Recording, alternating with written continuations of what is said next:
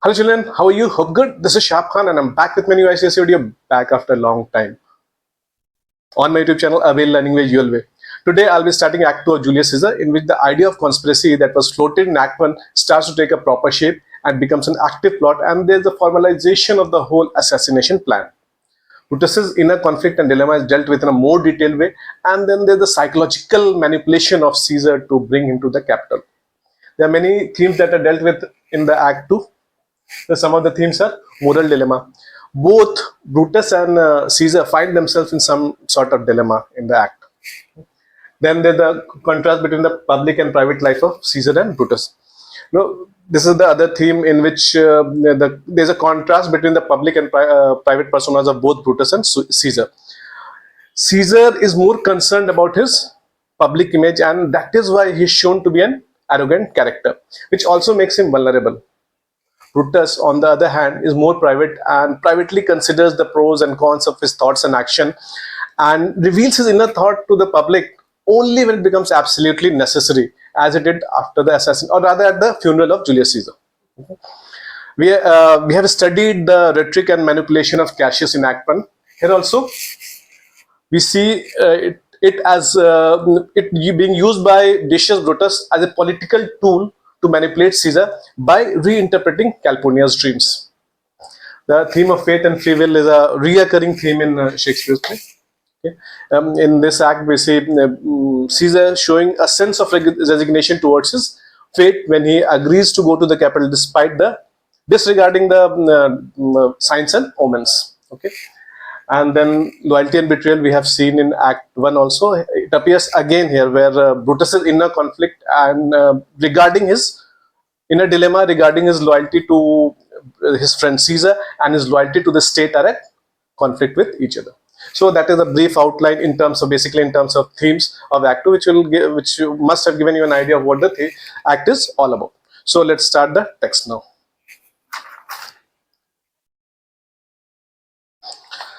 Scene 1, Rome, Brutus's orchard. Enter Brutus. Brutus, what Lucius ho? I cannot by the progress of the stars give guess how near today.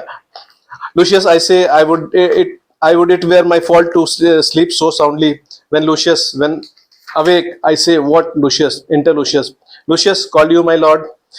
Brutus, get me a taper in my study. Lucius, get me a taper in my study, Lucius. When it is lighted, come and tell me. Lucius, I will, my lord, and exit. So, the scene 1 of Act 2 opens in Brutus's orchard as Brutus enters his orchard. The time is past midnight. Okay? And Brutus calls out to his servant Lucius and says that by looking at the stars, he could not tell how much time of the night has passed and how much time was left there for the dawn to come. How much time was left there before sunrise, we can say. Okay.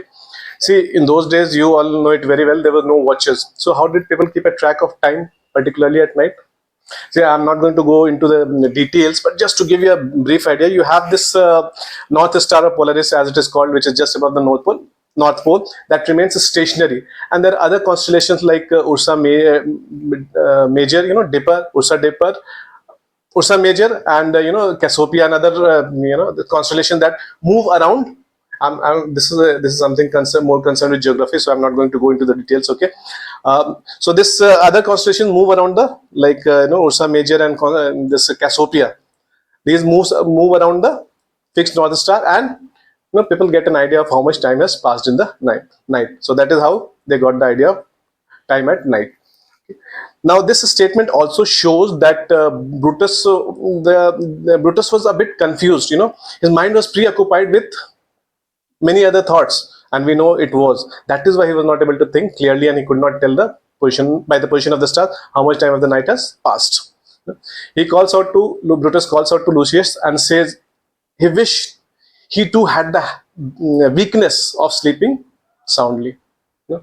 Now again, this shows that we all know that the person who is not at peace in his mind, whose mind is not at peace, whose heart is not at peace, will not be able to sleep soundly. Okay, that kind of a person is always restless, and this was the state that Brutus was in. Every sentence of that he is speaking shows his state of mind, what kind of conflict and dilemma that talked about the theme, the moral dilemma. Because of the dilemma, he was so confused about everything. Nothing was going right for him. Brutus asks Lucius to wake up. Lucius wakes up and tells Brutus whether he had called him and whether he had asked him to wake up. Brutus asks Lucius to go and bring a lamp or candle in his put a lamp or candle in his study and tell him once it was done. Brutus says that he would do so and exits. Okay. Now here's the point when Brutus starts his famous soliloquy, in which he thinks aloud what should be done in the present circumstances and how he should deal with Caesar. Now, what is a soliloquy?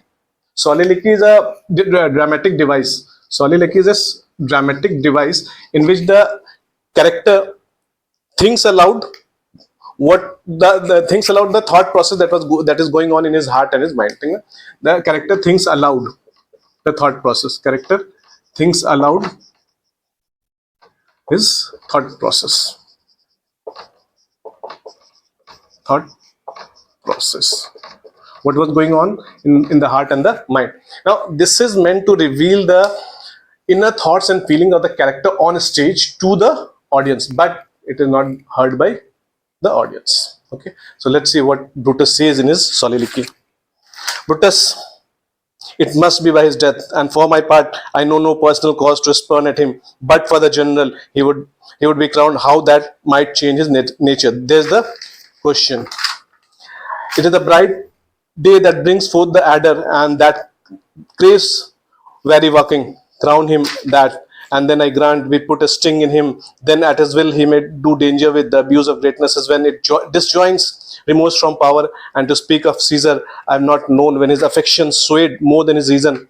But 'tis a common proof that lowliness is young ambition's ladder, whereto the climber upward turns his face. But when he once attains the upmost round, he then unto the ladder turns his back, looks in the cloud, scorning the base degrees by which he did ascend. So Caesar may,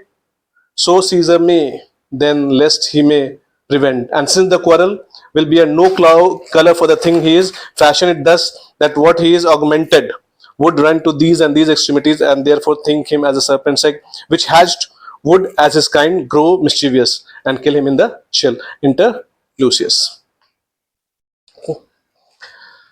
So Brutus in his soliloquy ponders loudly that there was no other option available to him. The only option available to him was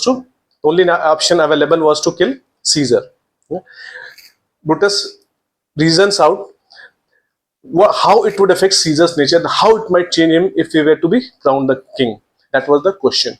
He argues out that it's the bright sunny day that makes the poisonous snakes come out in the open. Now, what does this mean? When the bright sunny day, which resembles, prosperity, power, strength, it means that when a person has got these qualities, just when the bright sunny day makes the poisonous things come out in the open, so a person who acquires these qualities or gets them in higher degree, that may reveal the hidden danger. That means the hidden undesirable part of the character of that man, and his corrupt nature. So that may reveal the hidden danger and the corrupt nature. And in the imagery used by Brutus, Caesar is the poisonous snake. So the figure of speech is imagery. Okay. Now what should one do when there are poisonous snakes out in the open? That requires one to be careful while walking.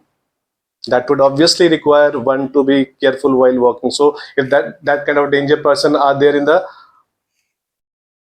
out in the open, one has to be careful while dealing with them, right?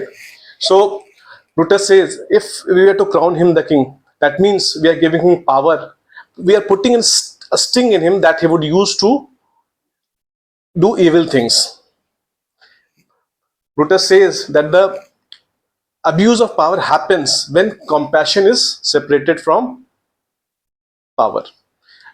That means when one becomes totally arrogant with the backing of power, and he says that he has never seen Caesar's reason. He has never seen Caesar's emotions to have an upper hand upper edge over his reasons. So that means it implies that if Brutus could be very, very harsh, very, very evil if he had the backing of power, because it's always the reason that dominates his thinking. Now Brutus uses another logic to justify his point. Brutus says that it was common knowledge that the young ambitious men used humility as a tool to rise up the ladder. Rise up the ladder means rise up in power, rise up in rank, rise up in strength. And when they have reached the highest point, they have reached the pinnacle, they turn their back and do not look down. They do not look down on the people who have helped them rise to the top. These people now do not matter to them anymore. No? Here the figure of speech used is analogy, and Caesar is being compared to what? Caesar is being compared to young ambitious men who, after having attained the highest point, become the king, would not look down upon his people with compassion. They won't matter to him anymore. That was his whole point. Okay. Now Brutus says that people use a lot of tools and people to rise up the top, and when they have reached the top, they scorn these people. They scorn these tools. So, and he says, Brutus says that Caesar might do the same. And because Caesar might do the same, he has to be stopped. Because Caesar might do the same, he has to be stopped. He says that the argument that what Caesar is or does presently does not matter. Does not matter anyhow. It does not matter at all. He says that this argument has to be looked in this way, that if he had to be crowned, his character would reach such extremes, such dangerous extremes that he has thought about. And that is why he has to be stopped. He has to be thought of now the most important part of this soliloquy, he has to be thought about as a serpent's egg, which when hatched, grows dangerous, which is the nature of serpents. So Brutus says that Caesar, who is the serpent here, has to be killed in the shell itself. Before the shell hatches, before he grows big and becomes dangerous, he has to be killed in the shell itself. Now Lucius enters and breaks his chain of thoughts, breaks his chain of arguments, breaks his soliloquy. See, the whole argument, the whole chain of arguments, rather, the whole soliloquy is based on the hinges on the metaphor of Caesar being compared to a serpent's egg. Caesar being compared to the serpent. The whole argument hinges on this metaphor. Okay, very important metaphor in the context of the whole play, I would say. Okay, because now this why? Because this is the argument that makes Brutus finally decide what he has to do.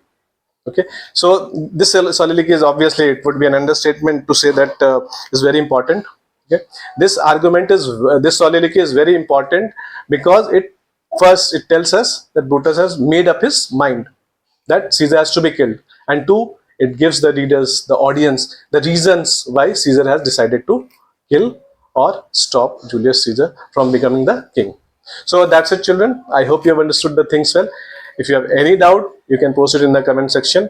Keep watching, keep liking, and keep subscribing to my channel. I'll be back with the next video soon. Thank you for watching the video.